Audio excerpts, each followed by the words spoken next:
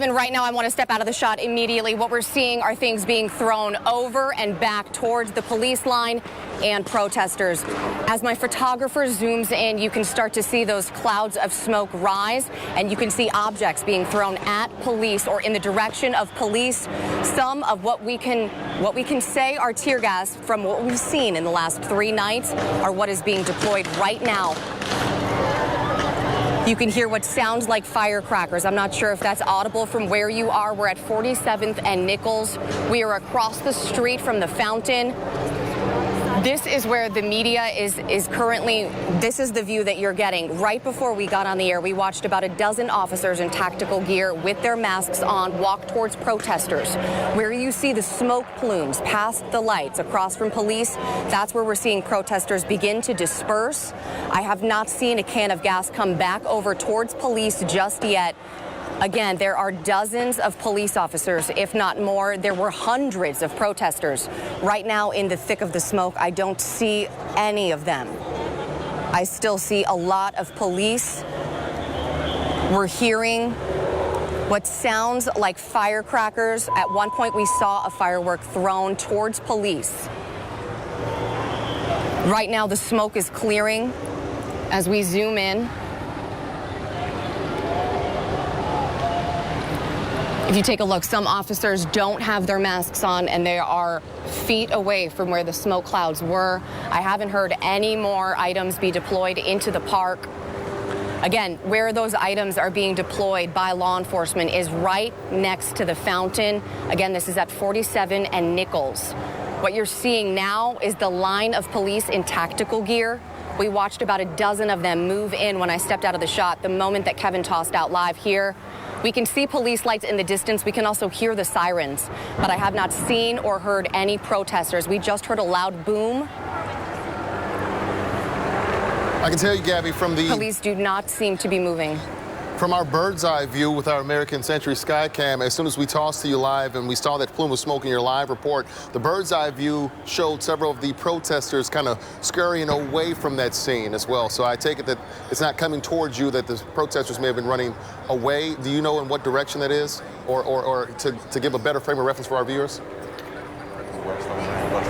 They're running west towards Maine, not towards us. They're running west towards Maine, back towards the fountain and beyond. Again, we're hearing booms in the distance, but we're not close enough to see what those are. I'm not sure if you can see them from your bird's eye view.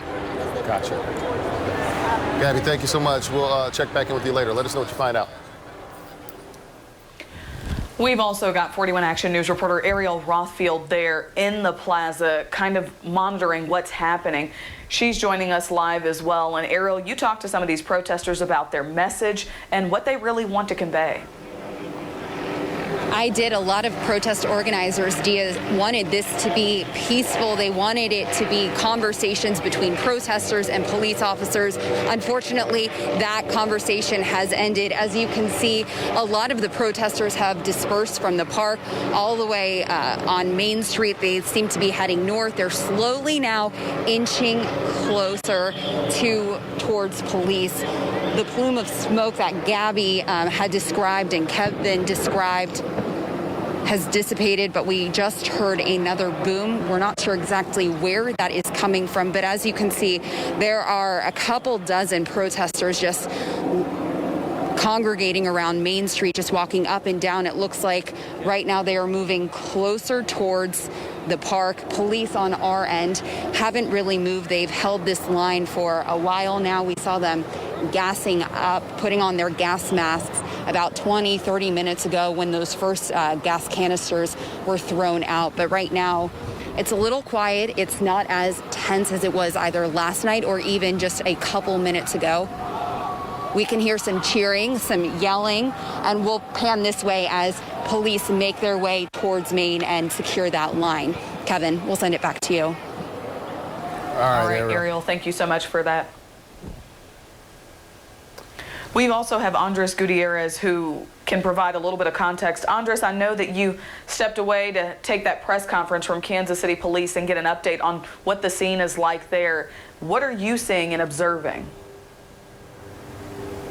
Dia, we are just south of where Ariel is on Main Street, where the area where it converges into Brookside Boulevard. You can see that officers are now moving into position there at Cleaver and Main Street, about to start forming a line. These officers have their shields on, and as Jake Bikina, spokesperson for the police department, mentioned, this had been peaceful throughout the evening, and so some of them were not wearing their gas masks when this began, when they deemed it an unlawful assembly just before 10 o'clock tonight. And as he pointed out, this group, for the most part, not as organized as the ones that we have seen in previous nights, significantly smaller.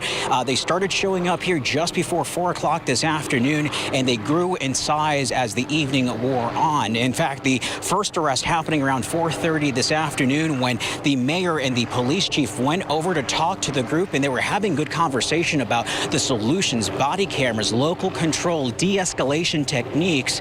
And while that conversation was happening, we actually ended up having a protester who other protesters believe was under the influence. We got some video of that. I'm not sure if we could show you that. That individual was under the influence, started yelling over the crowd, over the mayor, over the protesters. The protesters really wanted to hear what these officials had to say. And then that's when officers went in and pulled him after he started pushing others in that group. And people really got concerned for his safety. And so they had the mayor go in and check in on that demonstrator, and he was okay. He got escorted. He now faces a couple of municipal charges. He did have a dog with him. The animal control had to come by and pick up that dog. That was the first arrest that happened around 4:30, and then soon after the mayor left, there was another woman who was having a confrontation with officers, stepped into the street, and then that's when pepper spray had to be deployed to pull that woman out.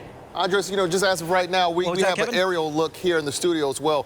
It appears as if, I'm not sure exactly what street that is, but police officers have a solid line, and they're being met by the demonstrators. The demonstrators are walking actually toward the officers right now. Those of you at home can see that.